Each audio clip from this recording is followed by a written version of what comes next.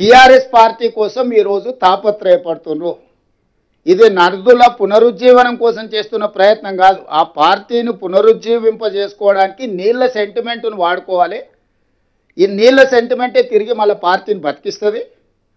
దానికి భూతంగా ఆ పక్క రాష్ట్రంలో ఉన్న ముఖ్యమంత్రిని, ఈ రాష్ట్రంలో ఉన్న ప్రభుత్వాన్ని ఒక భూతంగా చిత్రీకరించాలని కుట్రలు ఈరోజు క్షుద్ర పూజలు చేసినట్టుగా ఆయన ఫామ్ హౌస్లో కూర్చొని ఒక ఆలోచన చేస్తున్నాడు. ఈ క్షుద్ర పూజలు చేసే ఫామ్ హౌస్ నాయకుడికి ఈరోజు ఇదొక్కటే జీవనాధారం అని ఆలోచన చేసి మనల్ని బదనాం చేయాలనుకుంటుండు. అందుకోసం వాస్తవాలను వివరించడమే కాకుండా పోలవరం తర్వాత సముద్రంలో కలిసే నీళ్లు వరద జలాలు అనేది ఒక లెక్క తేల్చిండ్రు. వారే 2016 ఉమాభారతి గారి నేతృత్వంలో జరిగిన మీటింగ్లో స్పష్టంగా చంద్రశేఖరరావు గారే ఏ విధంగా ఆ రోజు సెప్టెంబర్ 21, 2016 ఈ అపెక్స్ కౌన్సిల్ మీటింగ్ జరిగింది. ఉమాభారతి గారి అధ్యక్షతనే చంద్రబాబు నాయుడు గారు మన చంద్రశేఖరరావు గారు కలిసినప్పుడు వారే స్పష్టంగా చంద్రశేఖరరావు గారి ప్రపోజల్ మూవ్ చేసిండు. చంద్రబాబు నాయుడు మూవ్ చేయలే. పోను చంద్రబాబు నాయుడు మూవ్ చేసిండు, తెలంగాణకు అన్యాయం చేస్తుండు, ఇంత అన్యాయం ఉంటుందా అని మనం అనడానికి కూడా లేదు.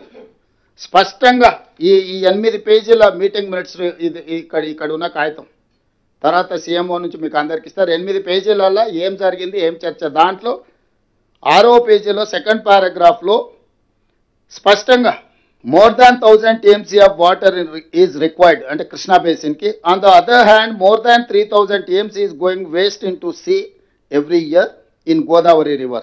Hence, he emphasized that as water is available, it has to be decided how best it can be utilized properly. He stressed the need for developing understanding between the two states by sitting together and amicably settling the issue. అసలు 968 టీఎంసీలు మనకు, 518 టీఎంసీలు ఆంధ్రప్రదేశ్కు కేటాయింపుల ప్రకారము ప్రాజెక్టులు కట్టుకొని ఇవి వినియోగించుకున్న తర్వాత మిగులు జలాలు ఎన్నున్నాయి, వరద జలాలు ఎన్నున్నాయని అప్పుడు లెక్క తెలుస్తుంది.